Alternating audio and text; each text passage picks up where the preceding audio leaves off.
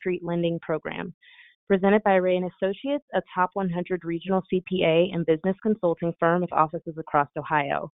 My name is Imani Fields, and I'll be moderating today's presentation. Before we get started, there are a few housekeeping items to cover. First, if you have any questions during today's presentation, you may enter them into the chat box onto your screen. We'll be working to respond to as many questions as we can during today's presentation. For any questions we are not able to answer during today's webcast, please reach out to us at raynews@raycpa.com, and we will promptly respond to your email at the conclusion of today's presentation. After today's webcast, you will also receive the recording of today's presentation, as well as a link to participate in a very short evaluation. Please take a few minutes to share your thoughts about the presentation as a whole, the information provided, and our presenters. Your feedback is important to us as we determine future webinar topics related to the current COVID-19 crisis. Also, if you'd like a copy of today's slides, you'll find that they're available in the handout section of the webinar dashboard on your computer screen. Today's webcast will be given by Doug Hauser and Paul McEwen. Paul McEwen is a principal at Ray & Associates, where he leads the firm's retirement plan consulting and administration services team. He is responsible for consulting with clients on fiduciary best practices related to their qualified retirement plans. As a principal and director of construction and real estate services at Ray & Associates, Doug Hauser is committed to building out and growing the construction and real estate services segment while continuing to ensure that we are known industry-wide. Today, Doug and Paul will discuss how to navigate the PPP loan forgiveness and Main Street lending programs, and will provide you with insight into your record-keeping responsibilities during these uncertain times. And I'll pass it on to you, Doug.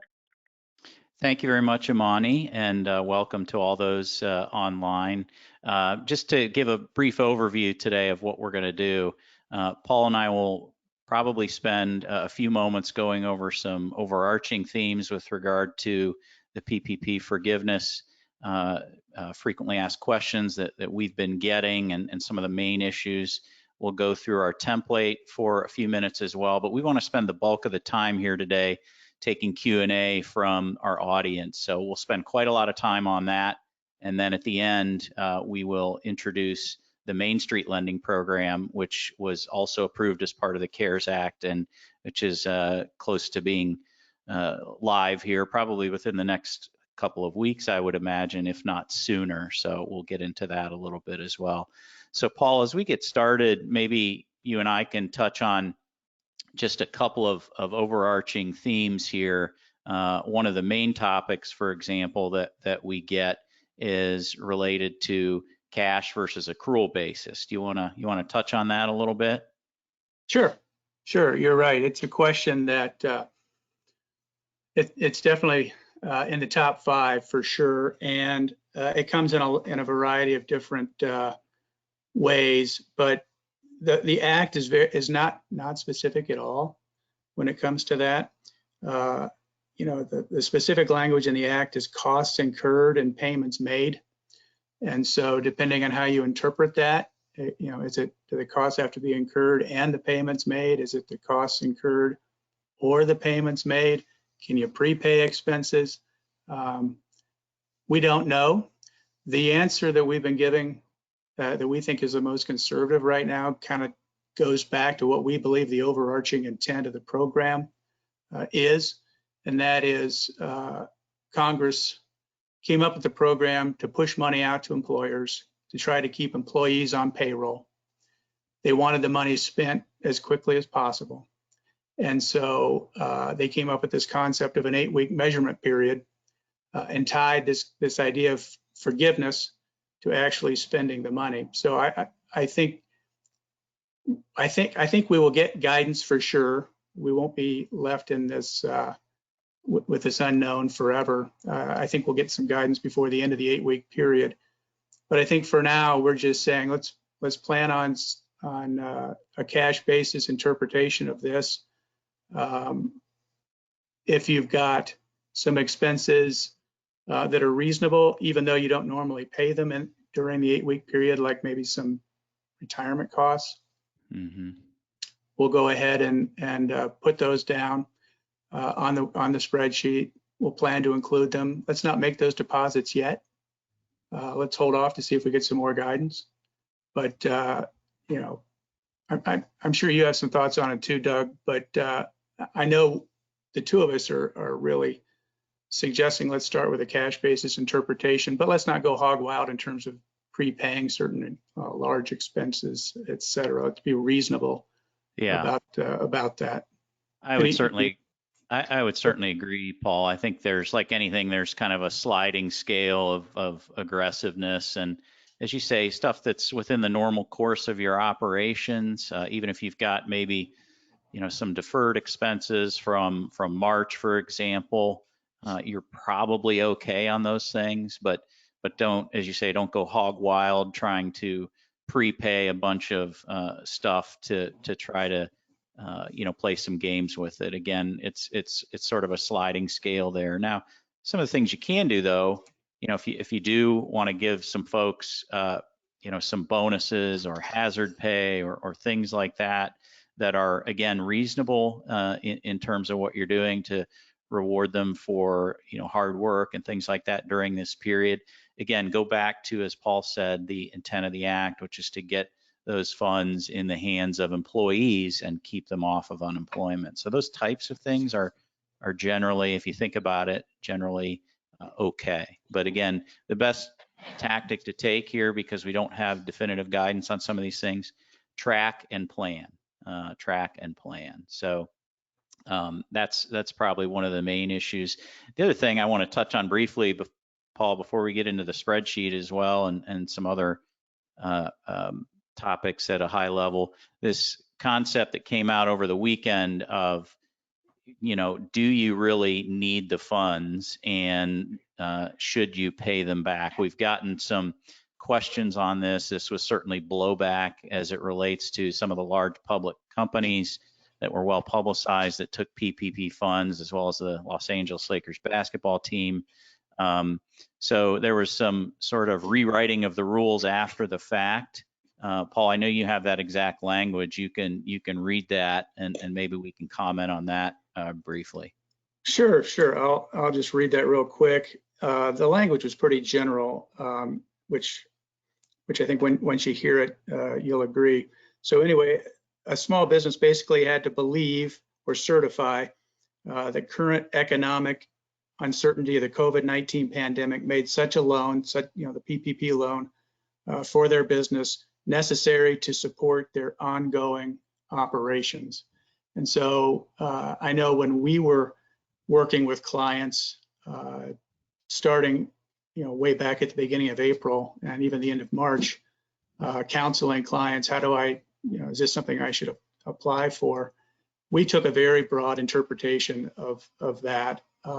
You have to remember 2020 is hindsight, and every day that goes by, we know a little bit more about how this thing is going to play out. There's still a lot of uncertainty, I would argue. Absolutely. But back at the beginning of April, we had no idea how long this COVID-19 crisis was going to last. I would argue we still don't know exactly. But our advice to our clients, and admittedly, I guess we should define who our clients are, maybe, Doug, but small, closely held family businesses. Right. We don't work with public companies. So our advice was pretty simple. If you think you're going to be impacted by this, whether you have cash in your bank account now, or the impacts may be down the road for you, depending on how long this lasts, we would tell you you've probably got a moral obligation to your employees who count on you as an employer to have money to pay them, and you have an obligation to do whatever's within reasonable means of securing funds to pay them, whether that's generating revenue on your own through your business model, or obviously in a pandemic, if there are funds that become available through a government program, you would have an obligation to explore that opportunity and figure out if that's something that works for you. And so ultimately, I would say 90+% of our clients decided that this was something that they should take advantage of. And I think even now, even with the kind of the guidance that's been provided by SBA on this, again, with very significant political overtones, in my opinion. Yeah. it was the right thing to do, and I think it's still very defensible. And I haven't advised anybody to send the money back at this point. Yeah, and I would agree. The other thing that I would keep in mind here, I've spent a number of years in banking. I've talked to a number of bank execs, and remember that the banks here are only going to certify what management of the company provides them. They are not going to verify. They're only going to certify that, yes, okay, this information was provided to us by the client, and we believe it. The client believes it to be accurate and correct. So there's a big difference there. If you're already known to that bank, you have a pre-existing relationship.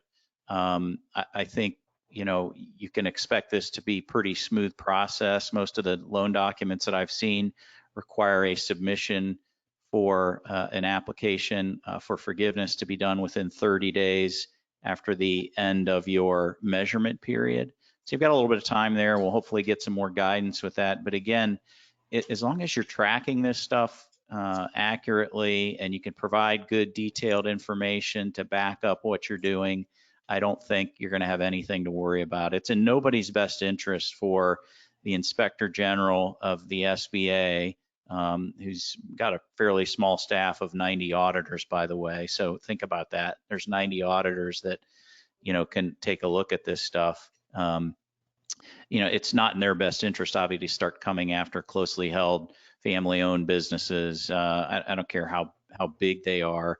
That's just not going to play well politically. So take that for what it's worth. There are a few law firms out there that are maybe issuing some scare tactics, I think, to try to get some additional consultative fees out of, oh my gosh, are we okay? Can you give us a legal opinion? Should we pay back these funds? I wouldn't be overly concerned with that. The guidance, the example used in the guidance in the frequently asked questions that was put out by SBA referenced the public company example. There was, as you said, some pretty high profile examples of public companies. And interestingly enough, they were all in the restaurant business. Right. And SBA specifically broadened the eligibility for restaurants when they determined the eligibility for the PPP program. Right. And so this was an unintended result, I think. And so I think they were trying to clarify, hey, let's use a little common sense here in terms of what was the intent of the program. We didn't really intend this for the public company market. We have other programs available for those companies. Yeah, you guys technically fit, you qualified, you applied, and you didn't break any rules. But if you'd like to give the money back now, having been identified, we'll gladly take the money back. Sure. Well, as they say, my old English professor taught me many years ago, the irony is rich. So with that, maybe Paul, let's move into the template a little bit, and we can spend maybe 15 or 20 minutes kind of going through that and some other issues that come up, and then we can spend the remainder of the time taking some Q&A. So. All right, can everybody, Abby, Imani, can everybody see my screen? Yes. I can see it. Very good. Okay. So first thing I want to point out, and Doug made a reference to this already, is the yellow at the top. This is our best interpretation. I've seen a lot of different spreadsheets prepared by different CPA firms and other financial service providers and payroll companies, for example. And ours is consistent, I would say, in terms of the approach we've taken. That said, there are still a ton of unknowns. We've already alluded to some of them, and a lot of guidance we still need. But I think what we wanted to show you was kind of our methodology and how we're thinking about it at this point as you think about the costs during this measurement period following receipt of your loan. And so let's just dive right into this thing. So first of all, I would say we're starting with payroll, and it's the same definition that we use to receive the loan, and that is We're starting with gross salaries and wages. So that includes bonuses, commissions. It's gross payroll in the same way that we define gross payroll for purposes of calculating our average payroll costs for applying for and receiving the loan. And then you want to add something, Doug? No, go ahead. Oh, okay, I'm sorry. Great. I thought you were getting ready to say something. The only thing I wanted to point out is there are some little pop-up bubbles there that define those, so that folks that do have our spreadsheet, they can see those that kind of show those There we go. Show some of those definitions, but yeah, no changes in essence to the payroll cost definition. Yeah, so anything that the employees would be deferring would be included. So that would be payroll taxes, payroll withholding, federal income tax withholding, state withholding, local withholding, 401k or any other type of retirement deferrals, any other types of health insurance or any other fringe benefits that the employees may be paying for, they would all be included in there. So that's kind of the starting point. And then, then I think you want to add in, you have the opportunity to add in the employer portion for group health care, dental insurance, vision insurance, if those are actually employer paid. Oftentimes those are employee paid. But and then the retirement benefit, and again, just a reminder, haven't gotten any guidance in terms of those retirement benefits yet that are employer paid. So theoretically, you could still throw in discretionary year-end profit sharing bonuses or contributions to a defined benefit plan, which tend to be larger. I think we probably will get some guidance eventually that probably ties it to more of a payroll related type of contribution, like a match or maybe a 3% safe harbor non-elective type of contribution. But no guidance yet at this point. So put it down on your spreadsheet. If you usually make large cash balance contributions or discretionary profit sharing contributions, put it on your spreadsheet. I would say don't rush to make those deposits yet, because very likely we'll get some guidance that says it doesn't count, but so far so good. And if we never get guidance that says it's it's disallowed, then I would definitely be advising clients to include that in their calculation. One scenario that came up as I was talking with clients, some clients don't pay their match concurrently. They accrue it throughout the year, and then they'll pay it towards the end of the year or after the year, sometime before the due date of their tax return. So one client asked me if we wanted to pay what's been accrued so far this year during this 8-week period and try to take credit for that.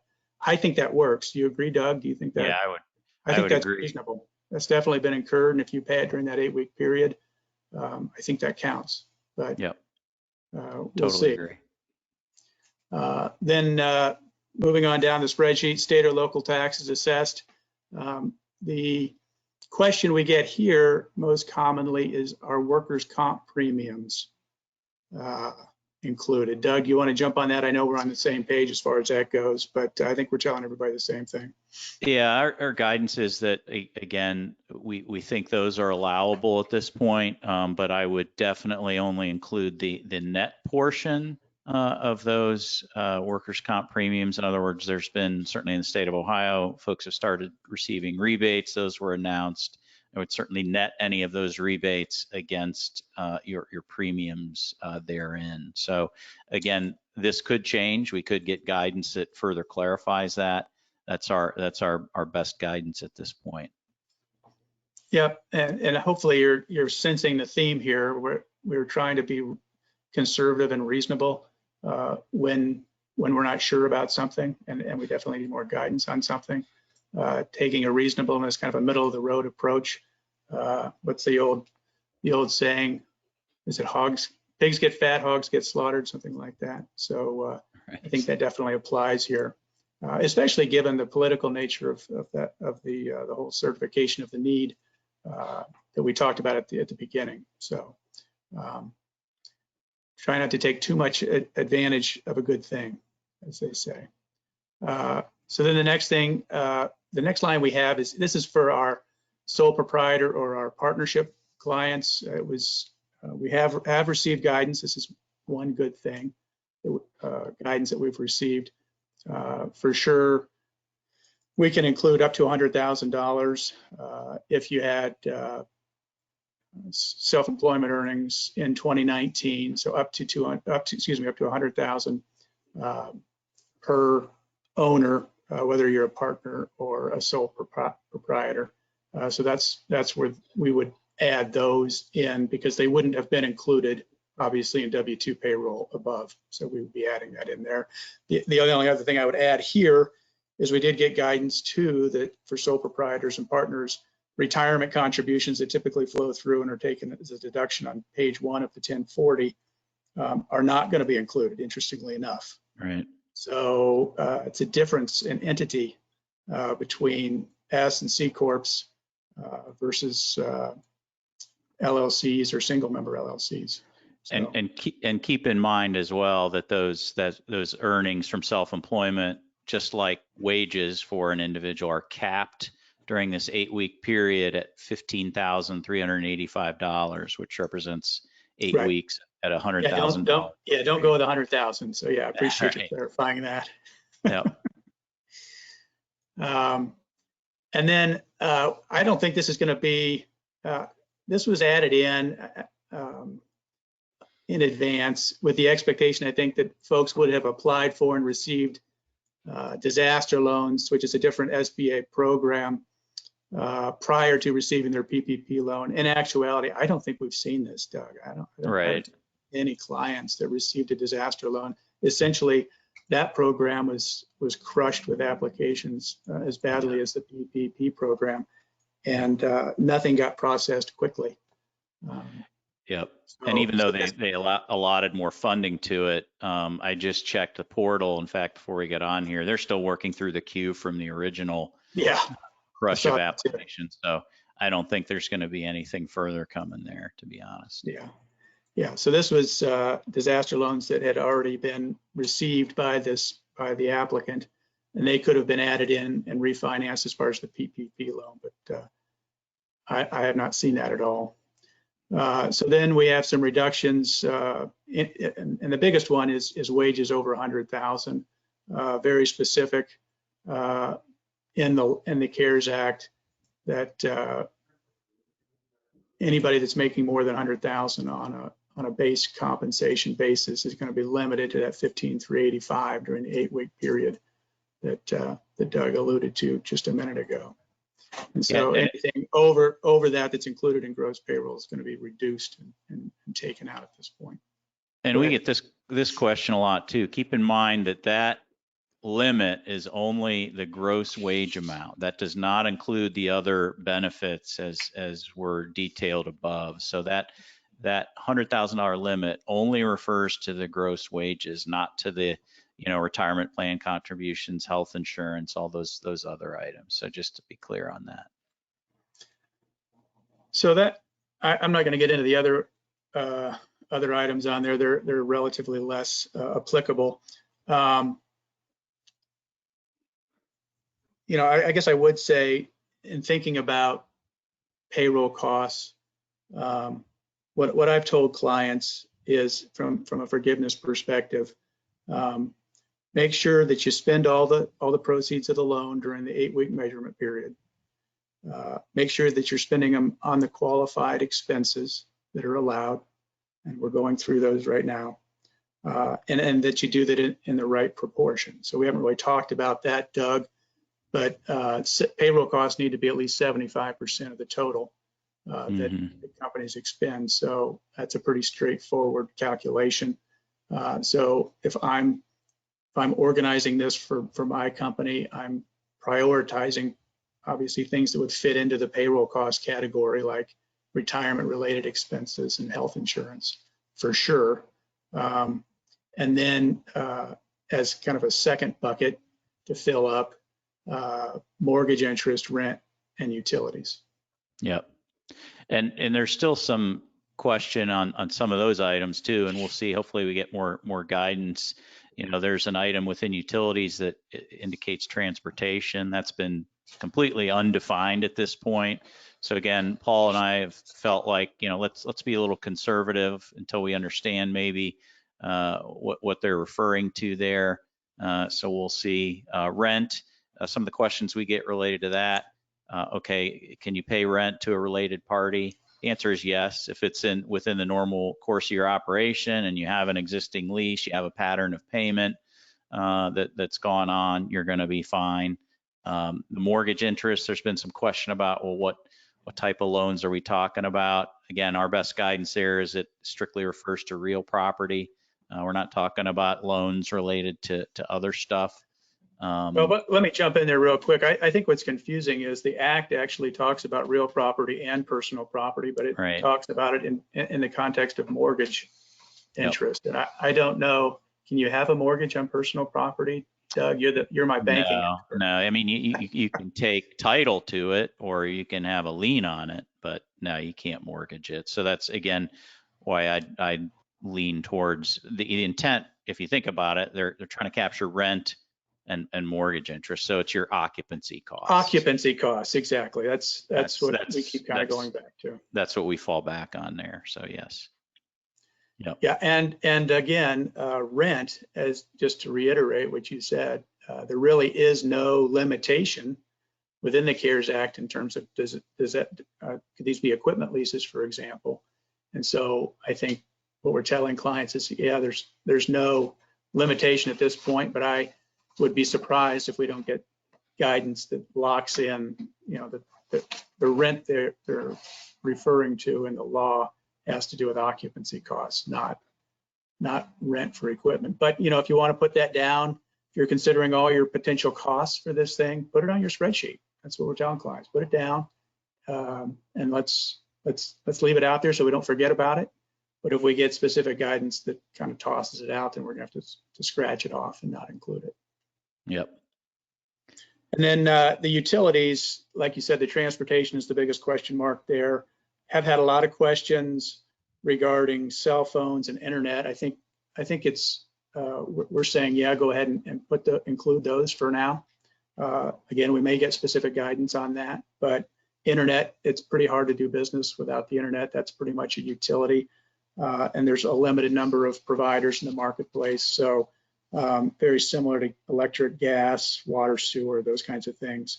The one description I've seen, and it was a very specific type of description related to transportation costs, and it was alluded to not specifically addressing transportation costs, but actually addressing in the Q&A related to self-employed earnings and whether they were includable as payroll costs.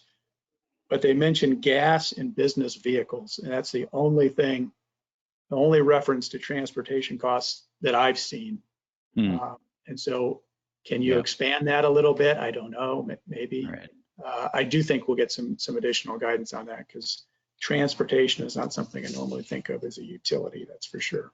Right. All right, so other debt obligations listed on our spreadsheet here. I would say this was left on from an earlier version. We're not adding anything in here. Interesting, and I think we'll get some guidance on this. But for right now, other debt obligations, interest on other debt obligations is listed as an expense that can be paid for using the loan proceeds.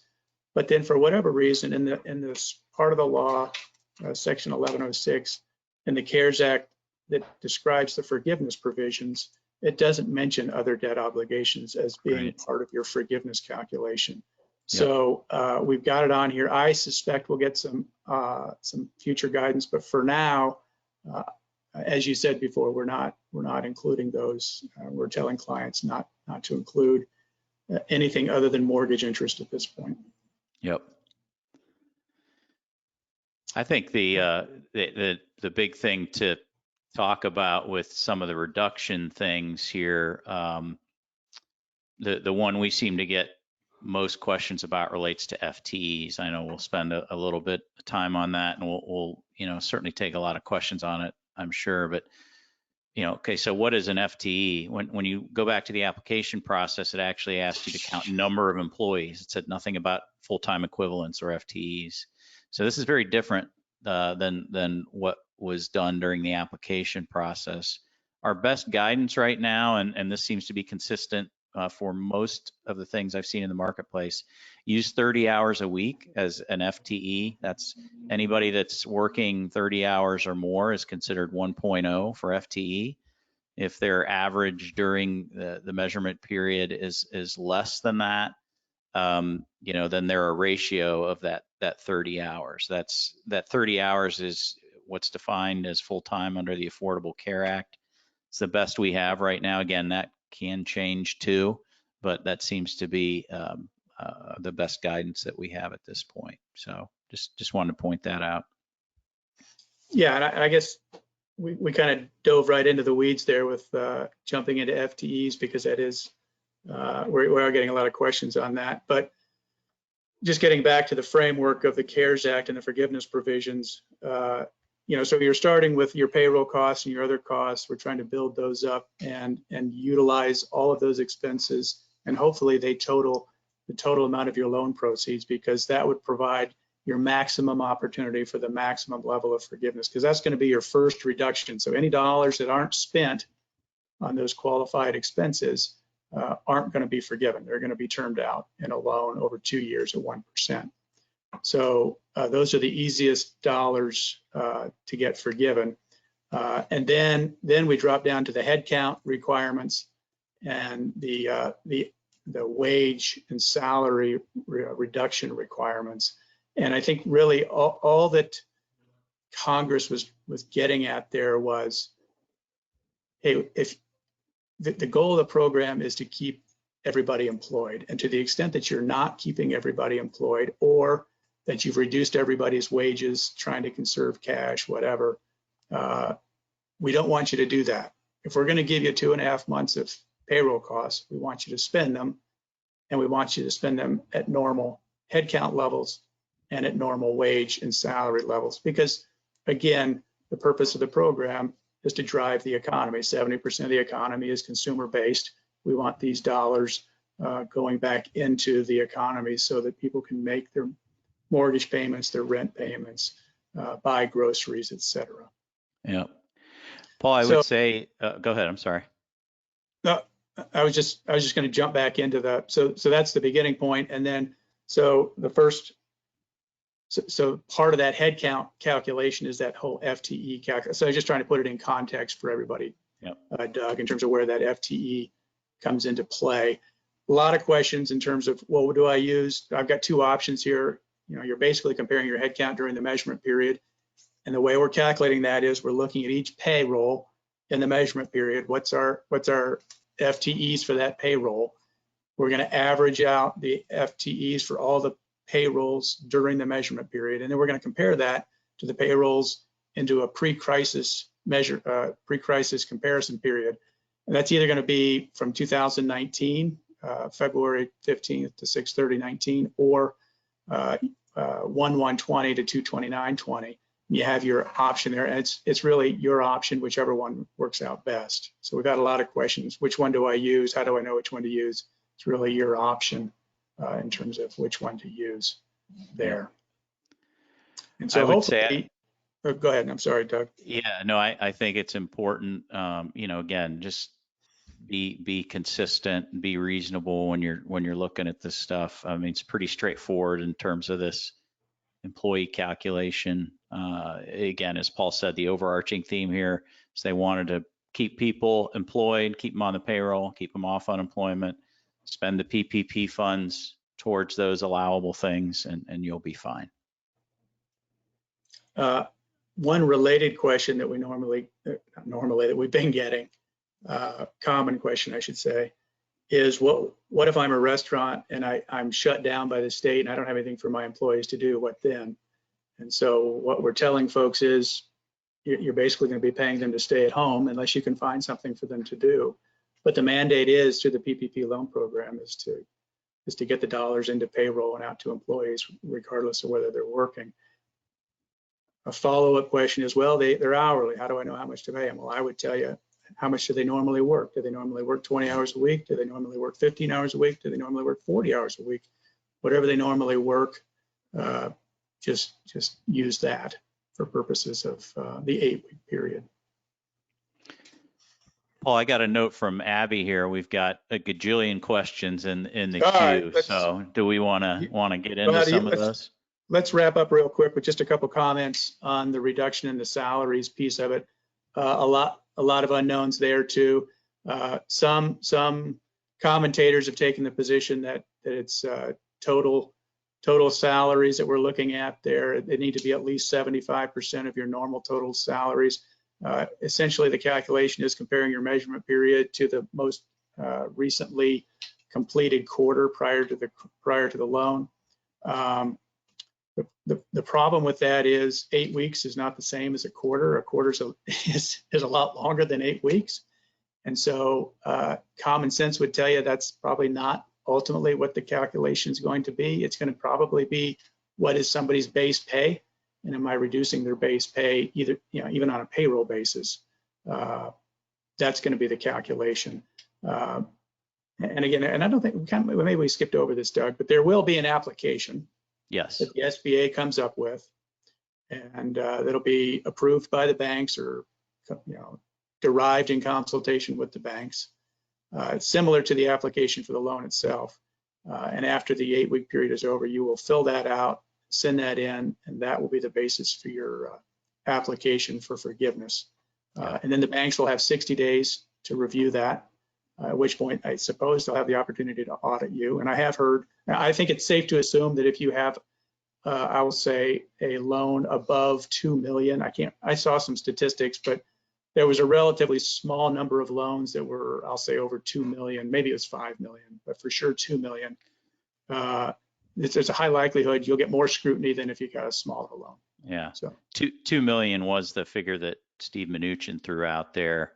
But just to be clear, in terms of, you say subject to being audited, that is not subject to being audited by the bank, again, because they are not going to take a role in that, but you're subject to being audited by the Inspector General, as was part of the SBA. And again, they have 90 auditors right now, so not a lot. I know they're going to ramp that up, but again, be reasonable and be accurate and use your best judgment. That's the overarching theme here. So I think that kind of addresses the reduction in salaries. And the last thing on our spreadsheet is the kind of the reduction based on 25% of total eligible loan forgiveness coming from non-payroll costs. So that we kind of throw that in at the bottom. And really, there's nothing in the CARES Act that tells us what order these reductions are taken. So this is just our best interpretation of how that might work. So let's go ahead and answer some questions.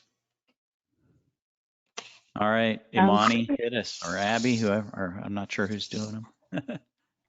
It's Imani. So I have some questions for you guys. The first question I have here, and whoever can answer best, is our 8 weeks count has started. Can we move a regular payroll cycle to a different date to get additional benefit? i.e., typical pay date is Friday. Our 8 weeks is up on a Wednesday. Can we make the last pay date Wednesday to get included in the forgiven amount, or do we have to keep the regular cycle? Does the 8 weeks begin with a deposit is made to your bank account? You want to take that one, Paul? I think this gets back to, are we cash basis or are we accrual basis? This is a really common question. I guess conservatively, if, what we are telling folks is we think there will be a heavy emphasis on cash basis. So to the extent that you can, make sure that you get as many payrolls as possible during the 8-week period, and you have the ability to determine pay dates, it would be to your benefit, I think, and it would be helpful if you got those within the 8-week period between the date you got your loan and 8 weeks out. But I suspect we'll have some specific guidance on this point before it's all said and done. And I'm hoping that people don't have to come up with crazy payroll dates just to get the maximum payroll costs included in the 8 weeks. Doug, your thoughts? Yeah, bottom line is I think you're fine. You know, in the example given, okay, if you're going to move your pay date from a Friday to a Wednesday, you know, that's fine. Don't be egregious in it, but you know, if you want to try to capture that pay and actually pay it before your 8 weeks is up, you're probably good. When does the 8-week period begin? Does it begin once you receive the funds? I know you guys kind of mentioned that, but just to reiterate. Simple answer, date you receive your funds, your 8-week clock starts. That's it. Perfect.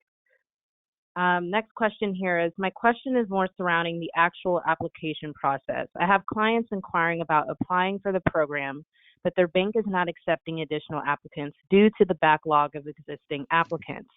Do you have an idea of where else business owners can apply for the program?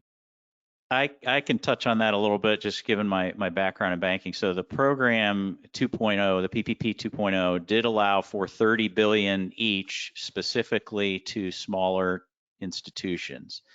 Specifically 30 billion for banks that are less than 10 billion in assets, 30 billion for banks that are between 10 and 50 billion in assets, and then the remaining 250 billion is accessible by all banks. Now, there's been a lot of noise since the program 2.0 went live at 10:30 a.m. on Monday.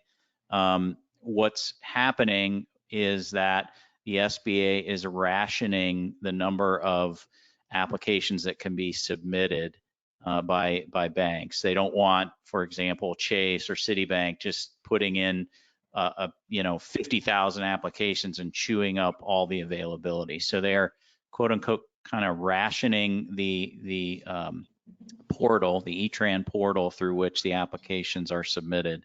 Now, there was a batch submission that was allowed last night, but I know there's been a lot of frustration by the bankers, a lot of patience on their part trying to get through this process. It's an imperfect system, but in this round 2.0, the SBA and the government decided we want to try to control this a little bit, sort of control the spigot, if you will, so they don't have it quite open all the way so somebody can just monopolize it. They were sensitive to the feedback from round 1.0, so that's why you're seeing some of this quote unquote rationing. So in terms of trying to work with different institutions, I would tell you, try some of those smaller size institutions. You probably have some success there. Try a boat race with several institutions if you have to. If we're getting desperate here in terms of the use of all these funds, take it to a couple and make it a boat race. If one of them gets it in and submitted for you, immediately pull the other one. But you don't want to get shut out, and the timing is of the essence right now. Yeah, the only thing I would add is, and real quick, focus on your community banks. I think you're more likely to get some folks, even if they've turned off the application process, you might get some exceptions made depending on circumstance. We've certainly seen that. And then the other thing is, if you've got clients that are with some of the large national payroll providers, they have, I found this out watching a webinar with one of the national payroll providers. They have partnered up with some of the fintech companies out there, and the fintech companies have actually applied for and gotten approved as SBA lenders. And so they have, I know Paychex in particular has a relationship with 3 different fintech companies, and they're processing loans. They may have lower volume, I don't know, based on a relationship with Paychex, maybe not. But there are some non-traditional lenders out there that clients may be able to take advantage of.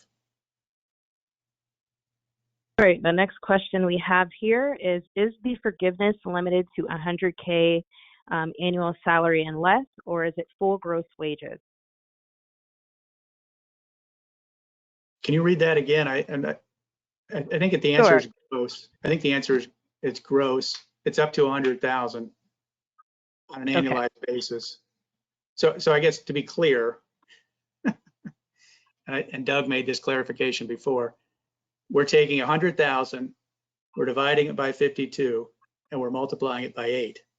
So we're taking 8 52seconds of 100,000. That's what we're limited to. And that's compensation. That doesn't include retirement or health insurance benefits. $15,385 per individual. That's max. So the question we have here is regarding bonus compensations. Can bonuses-based accumulated earnings from prior year's net income qualify under total payroll expenses?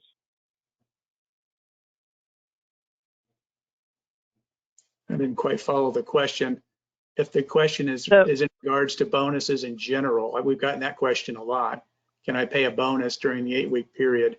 There's nothing specifically in the CARES Act that disallows bonuses, but obviously you have to be careful about running into the 15,385 limit during the 8-week period. So if you have the opportunity to do, you know, some sort of incentive compensation, maybe to get people back onto payroll if they've been on unemployment, that's certainly a possibility.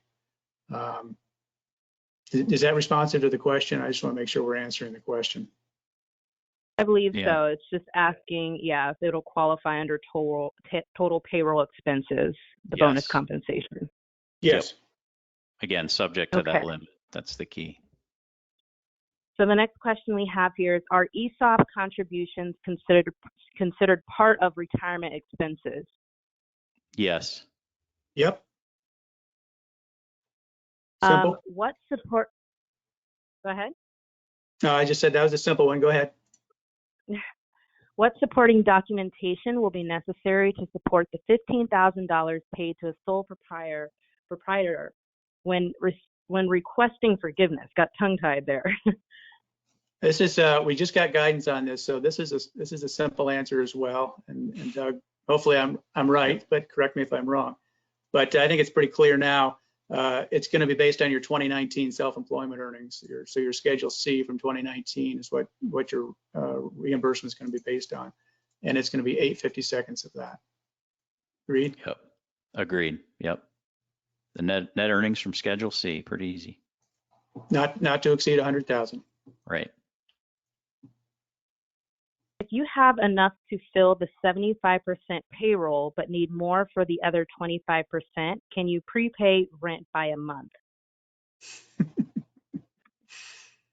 Well, there's no requirement that you fill that bucket, so to speak. You know, I'd be, again, there's no guidance right now that says, hey, that's absolutely 100% forgiven, but I'd be cautious there.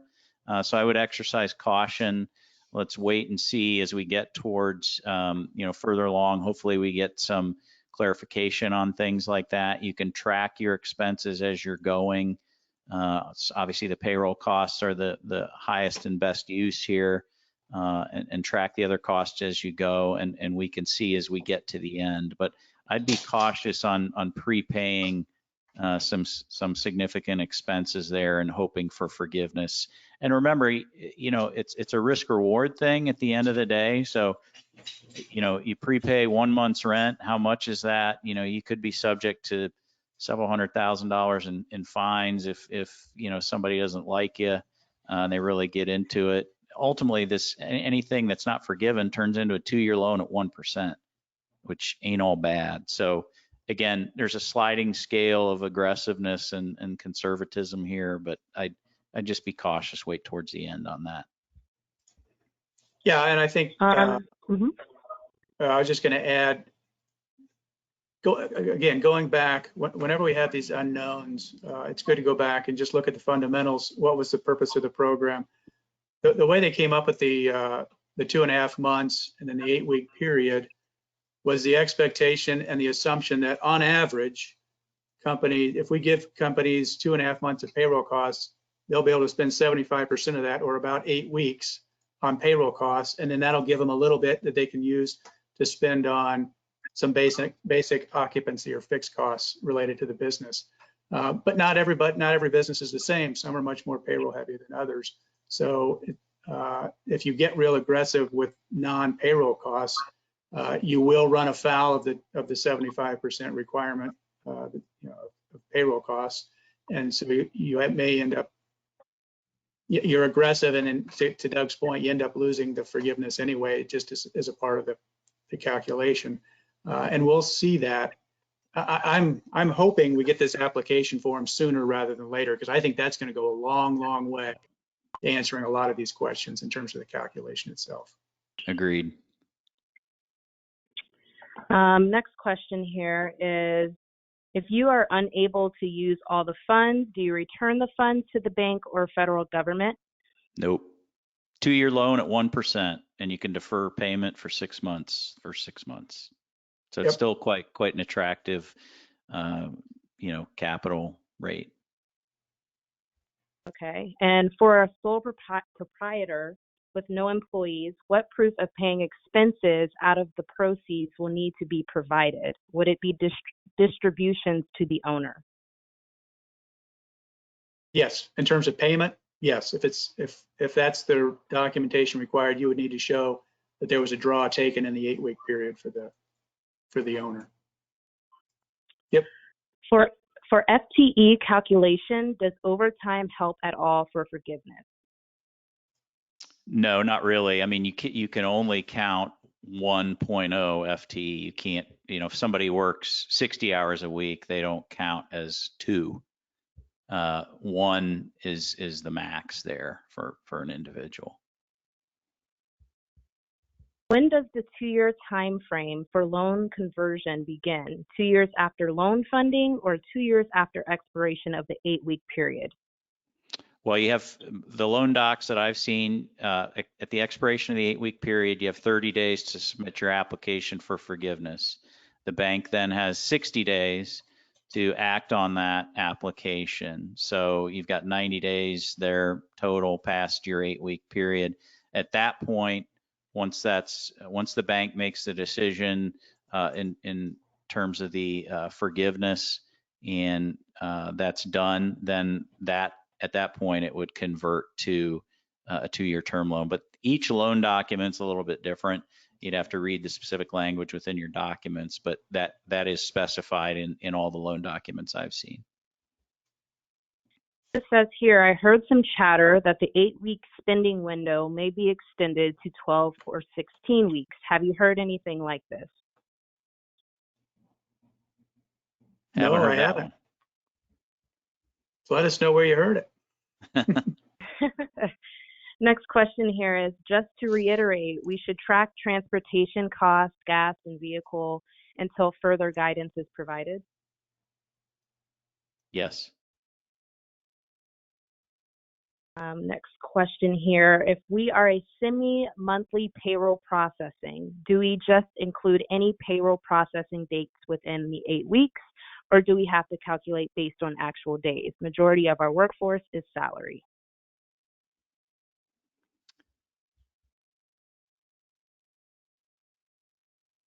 Well, again, we're talking about cash basis here, not accrual. So if those pay dates fall within the 8-week period, they count. That's where we're at this point. There seem to be a lot of these questions that are just variations on a theme. So yep. Mm-hmm. I would agree with that. Can you pay off the loan earlier than the 2 years? Yep, no prepayment penalty whatsoever. You can pay it off at any time. Okay. Doug, I don't know if you wanted to go to your lending program slides and then we can get back to the questions. Sure. We can quickly go over the Main Street lending program. More to come on this. We've got a brief intro to this. You can go ahead and advance, put the whole slide up. That's fine. Again, this program, I want to point out some of the key differences here. This is run by the U.S. Department of Treasury through the banks. The key part of this is that right now, as it is defined, the eligible loan amount is 4 times your 2019 EBITDA less the sum of all existing outstanding debt and committed undrawn debt. So if you think about that, you've got to be a company that's got a fairly decent balance sheet in order to go after the funds here. This is a lending program. This is not forgivable. There are no forgiveness provisions written into this. So this is truly a loan. As I go through the different requirements and things like that related to this, it may behoove a company to go after these funds if you want some additional liquidity, some additional capital, just as a safety net. The terms aren't bad, as you see here. It's a 4-year loan right now. They've priced it at SOFR, which is a secured overnight funding rate, plus 250 to 400, not defined yet, but where that rate would fall right now would be somewhere between, say, 2.5% and maybe 4.25% over 4 years. So not bad. The thing to pay attention to, and hopefully we'll get more guidance on this, is there are going to be some required attestations and restrictions. Particularly, you'll notice that the payment of dividends and distributions would be prohibited. There's some exec compensation limits depending on where you fall. Those are fairly high. They're at 425,000 under one of the tests and 3 million or more under another. So again, more to come. We just want to throw this out there that there's this program may be attractive for certain folks, and my guess is we'll start to see the banks get active with this as the program is clarified in the coming weeks. And I know, Paul, you had a couple other points. Well, on I just wanted to make, just a comment. I think you had some initial concerns, Doug, as we were talking about this, that it didn't, in your conversations with bankers, they didn't think that there was going to be a huge, we're not going to see companies beating down the doors to apply for these loans. This money's probably not going to get all spent. And I've seen those same concerns out in the kind of the financial news, if you will, CNBC and some financial podcasts that I listen to. I think there's a real concern, as well as by legislators, that this money, it was meant for kind of that next size business beyond the 500 employees and under. It's kind of for the 500, I'll say, to 10,000. That was the eligibility. It's really under, I don't know, maybe we have that on the second slide, but the eligibility is under 10,000 employees and up to 2.5 billion in revenue. All right. So it's really meant for that next size of company out there. But there's some concern that those companies need just as much assistance as smaller employers as a result of the COVID crisis, and it's not anywhere near as being as attractive as the PPP loan program. Yeah, and the way it was designed, with this eligible loan amount being 4 times EBITDA less your existing debt, it kind of hamstrings some folks in terms of what you can really do there. If you've got any leverage on your balance sheet at all, you can't really get at a ton of this. But again, it may be attractive for some as just if you want some access to additional capital that's at a fairly attractive rate. Again, there's no prepayment on this one either. So you can take it, and if you decide, hey, a couple months into it, things look better, I don't really need this cash now, pay it back. Interesting. So, under the required attestations, we didn't really talk about this, but first one, their proceeds may not be used to pay down other debt, and then the second one may not cancel or reduce existing credit lines. So, right. This is not intended to be a refinance opportunity. Correct. And then last point I guess I'd make under the required attestations is the borrower will make quote unquote reasonable efforts to maintain payroll. So to this point, there aren't any requirements like there are under the PPP loan specific to maintaining headcount or wages and salaries. But there is some expectation that you will maintain payroll during the period in which you have the funds, and the repayment period. The other thing I would point out with this one is that unlike the PPP program, which is 100% backed in essence by the SBA, this one is a 95-5 share with the U.S. Treasury, so the bank will have to hold 5% of this. So what that means is they're going to go through a traditional underwriting process when doing this. So it's not going to be as simple as very short application, and they submit it to the SBA like the PPP was. There'll be a little more due diligence with this one. So just something to be aware of too. Abby, I think we had one other slide for this. Can you go to the next slide just to make sure we cover everything?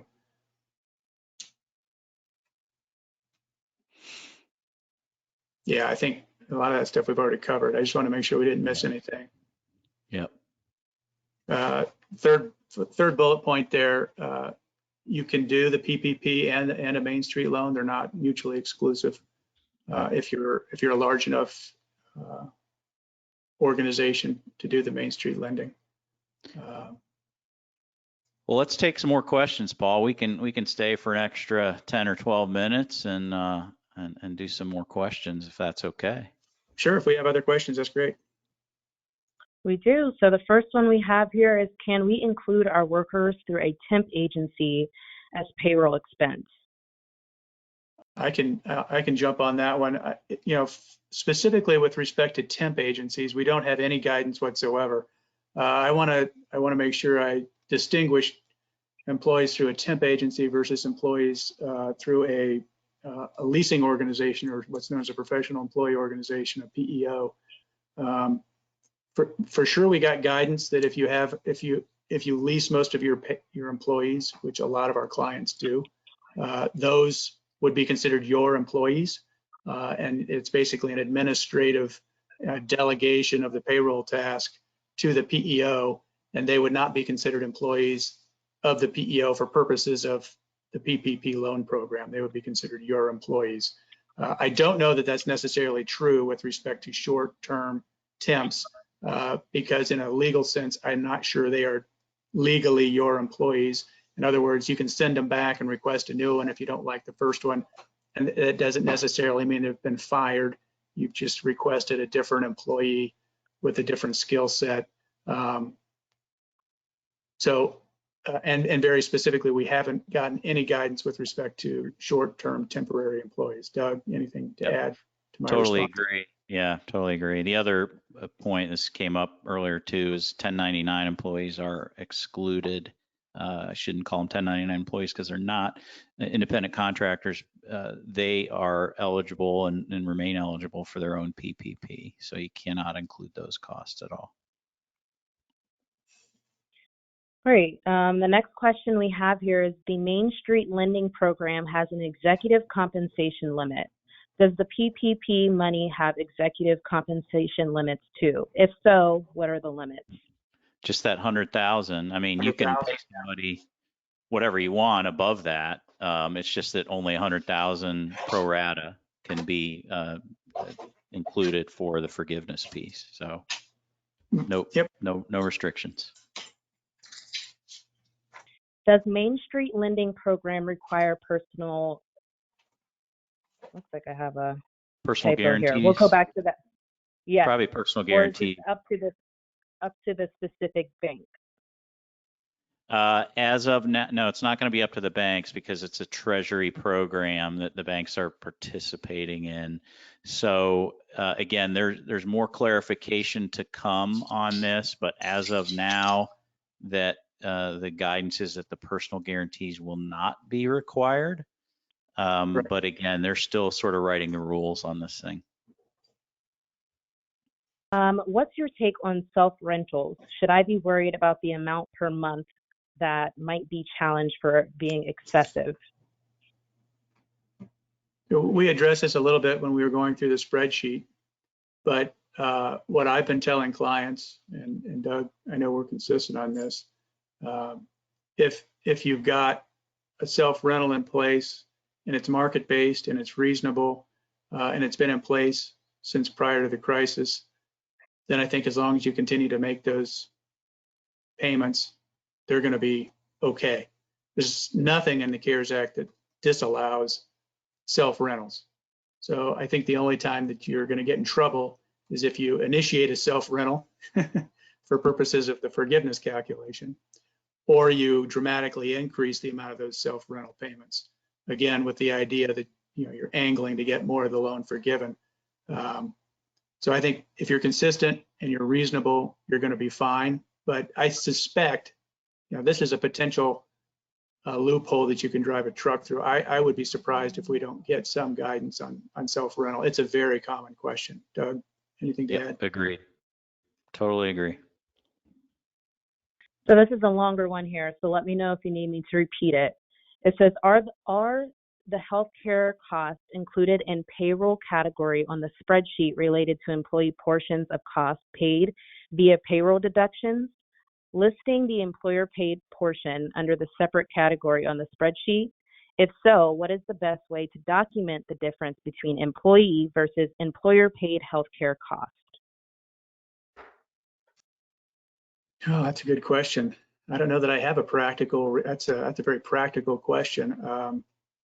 I probably want to ask one of our administrative folks, what's the documentation look like there, Doug? I don't have a real good response to that other than I think you're going to have some numbers in payroll that you're going to be able to point to, and then you're going to have the total payment made to either if you're self-insured, to the trust fund or the bank account, or the administrator on the plan, or the health insurance carrier. And the difference is going to be the company portion. But beyond that, I don't know. Yeah, what documentation there would be. Going back to my CFO days here and how we did that. Yeah, your payroll provider can provide you, that information, and then obviously you've got, what you're paying your health insurer, and you're just going to kind of have to do that on your own, in essence, with the help of those other record keepers. Set it up however you want in terms of tracking that. It kind of brings me back to some of the accounting on it too. We get a lot of these questions. Some folks set up a separate bank account, which is fine, certainly not a requirement. Some are actually setting up separate GL accounts to track these expenses to make it easier from a record keeping perspective. Again, whatever's best and easiest for you. But to go back to the accounting treatment of it, treat this like you would any other loan under GAAP. Book the loan on your balance sheet.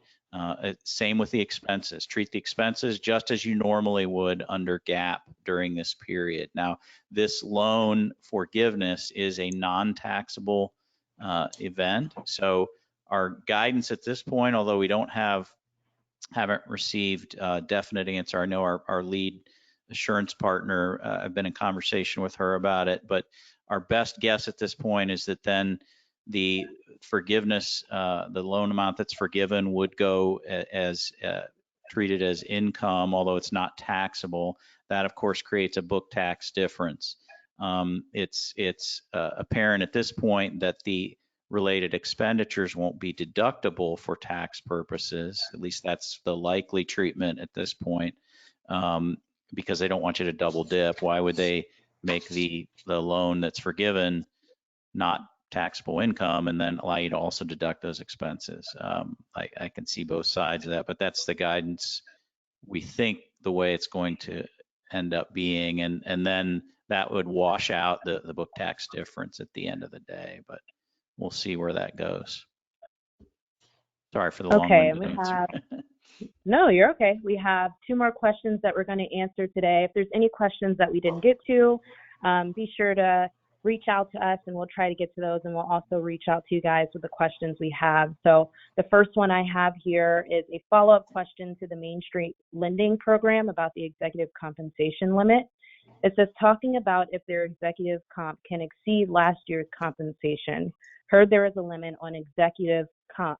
Heard there isn't a limit on execs based on what they can make this year versus last year. Can you repeat that? There is or isn't a limit was the question? Heard there was a limit. There was a limit on what an exec can make this year versus last year. I'm assuming that's the question. Correct. There are executives. Assuming they apply, right? Assuming they apply for the loan. Yeah, I think that's definitely true. Yes.